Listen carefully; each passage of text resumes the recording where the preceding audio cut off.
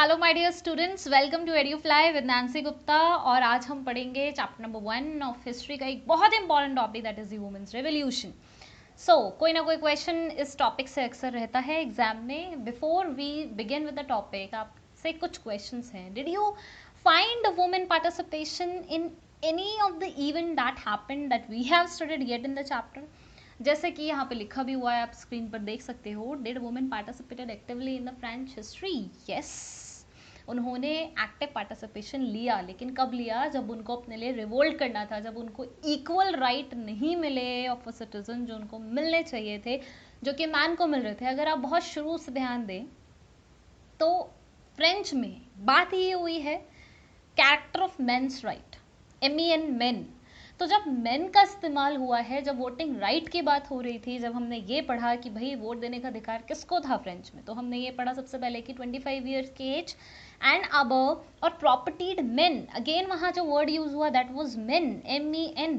फिर उसके बाद वो चेंज हुआ तो 21 एज हो गई, फिर भी एक वर्ड यूज हुआ एंड दैट वाज मेन। तो कहीं पे भी वुमेन्स नहीं थी। उसके अलावा भी वुमेन्स के साथ बहुत सारी इनइक्वालिटी, इनजस्टिस हो रहा था। And what was that? This we have to read. तो एक बहुत बड़ा क्वेश्चन है कि why they revolt, why they revolt, ये एक क्वेश्चन है जिसको हम इस लेक्चर में डिस्कस करेंगे।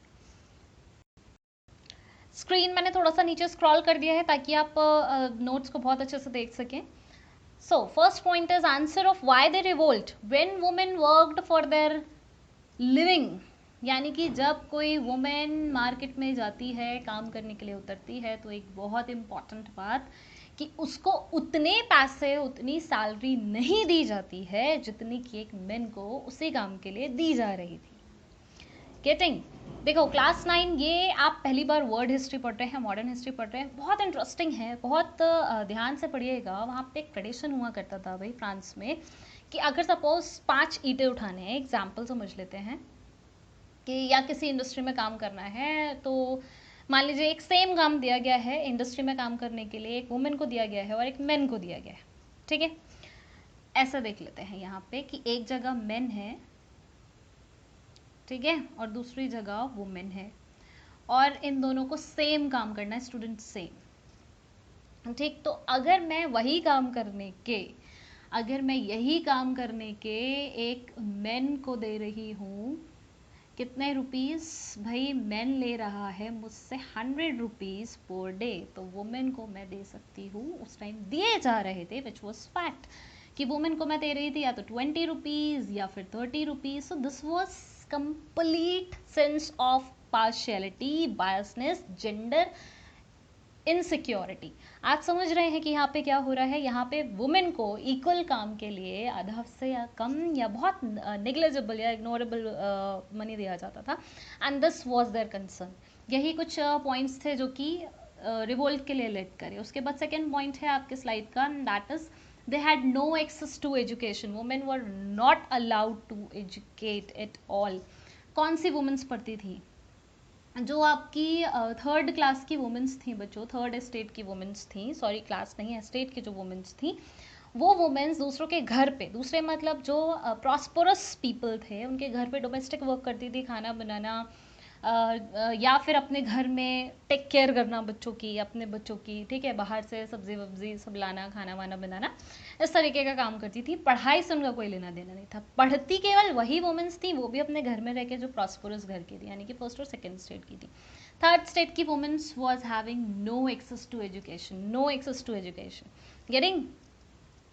Then women form their clubs. भाई अब उन्हें इन सारी बातों पे गुस्सा आ गया और अब उन्हें करना है रिवोल्ट। तो वो रिवोल्ट करने के लिए उन्होंने बनाया क्लब। उनके क्लब के नाम थे रिपब्लिकन वुमेन एंड आप देख सकते हैं society of revolution. These were the two famous, और भी बहुत सारे बने थे, पर जो हमारे एनसीईआरटी में डिस्कस्ड हैं और जो फेमस थे, that was Republican women and the society of revolution.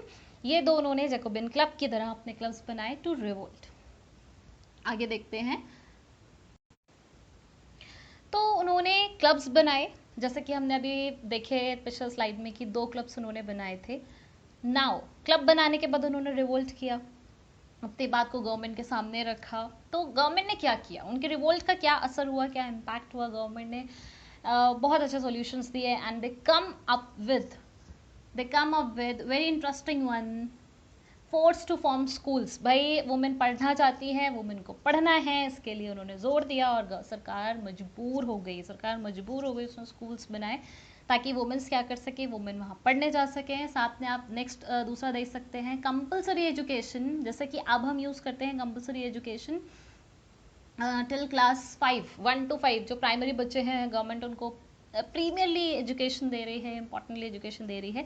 Same case यहाँ था, compulsory education for all women, nevertheless concern कि वो 3rd क्लास की है या वो 2nd क्लास की है। यहीं पे एक अगर आप ब्रेक देख के देखें तो ये यहाँ से दूसरा पॉइंट शुरू हो रहा है, and that is no restricted for forced marriages. यानी कि अब पहले वुमेन्स क्या था, ज़बरदस्ती शादी करा दी जाती थी, फाइन, ज़बरदस्ती नहीं करनी है तभी भी करा दी, पसंद नहीं है तभी भी करा दी। और यहाँ पे ज़्यादातर मतलब है कि लव मैरिजेस अलाउड नहीं थी, और अब गवर्नमेंट ने लव मैरिजेस अलाउड कर दिए हैं। नेक्स्ट पॉइंट देखिए, डाइवोर्स वॉज मेड लीगल। पहले सिचुएशन क्या थी कि वुमेन के साथ चाहे कैसा भी ट्रीटमेंट हो रहा है, इल ट्रीटमेंट हो रहा है, उसको उसके मन की नहीं करने दी जा रही है, वट एवर इज हैपनिंग, पर वो डाइवोर्स नहीं ले सकती थी। अब दिस वॉज मेड लीगल, अब वुमेन्स डाइवोर्स ले सकती हैं।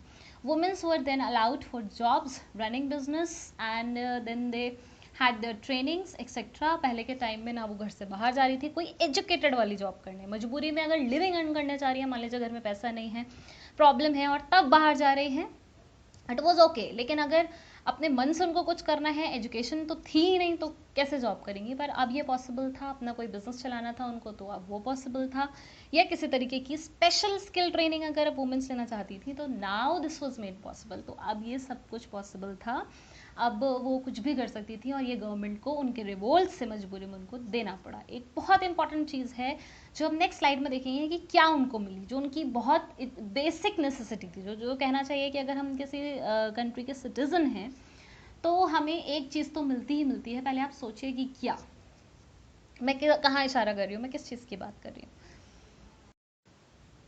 तो आया कुछ समझ में, कौन से वोटिंग राइट की बात हो रही है? आंसर तो हैव गिवन, कौन से वोटिंग राइट की बात हो रही है? भाई वोटिंग राइट की बात हो रही है।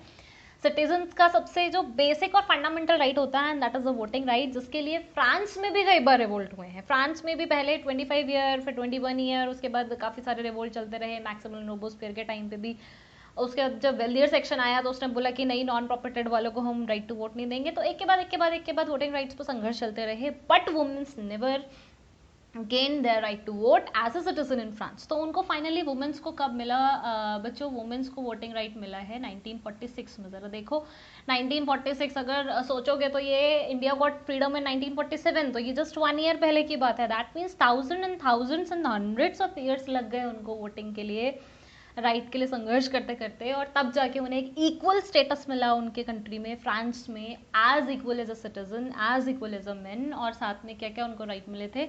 Now they were consider equal as citizen. अब उनको एक सिटीजनशिप की तरह एकदम इक्वल ट्रीट किया जा रहा था। ऑल्सो उनकी एक लीडर थी जिसका ये नाम आपने याद रखना है, that is Olympe de Gouges. देखिए ये एक लीडर की तरह इन्होंने वुमेन्स के साथ जो इंजस्टेड हुआ और जो इक्वल राइट्स नहीं थे उसके लिए आवाज़ उठाई। इसके लिए इनको, ये मैंने हिंदी में यहाँ लिख दिया है, ये आपको नोट्स में नहीं मिलेगा, देश विद्रोह, मतलब देशद्रोही, विद्रोह नहीं, इसको मुझे कहना चाहिए विद्रोह नहीं, ये आ जाएगा देशद्रोही। ठीक है, जो देश के या राजा के खिलाफ कुछ कर देता है तो उसको देश विद्रोह और मान के, द्रोही मान के उसको जेल हो जाती है। तो यही उसको कि अपने सिटीजन का ये एक फॉलो नहीं कर रही हैं, रिवोल्ट कर रही हैं, सरकार के खिलाफ बोल रही हैं, सब बोल के इनको जेल करा दिया गया था। And finally after such a long struggle of every woman they got their voting right in 1946, जैसा कि आप यहाँ देख सकते हैं। सेम टॉपिक अब हम एनसीईआरटी से डिस्कस करेंगे to see what are the key features that are still left, जैसे कुछ बचा नहीं है, सारी चीज़ें मैं डिस्कस कर चुकी हूँ। इवन देन नेक्स्ट स्लाइड जो रहेगी वो हमारी एनसीईआरटी की है। फटाफट से अपनी एनसीईआरटी की बुक खोल लीजिए, पर्टिकुलर टॉपिक खोल लीजिए, so that we can discuss it. Okay, तो all set, ready with your books open. चलिए देखिए, this is your NCERT book and this is your topic of did women had a revolution. This is your 4th chapter of the sub chapter. आप ये देख सकते हैं कि यहाँ से हम लोग पढ़ना शुरू करेंगे, फटाफट से लाइन्स को मार्क करते जाएंगे, रिवाइज करते जाएंगे इन शॉर्ट सारा। So from the very beginning participated किया भाई उन्होंने, चेंज लेकर आए सोसाइटी में. एंड देन आप ये देखिए line number very very important that they worked. ये देखो सॉरी ऊपर आ गया लाइन के, ये देखो दे वर्कड एज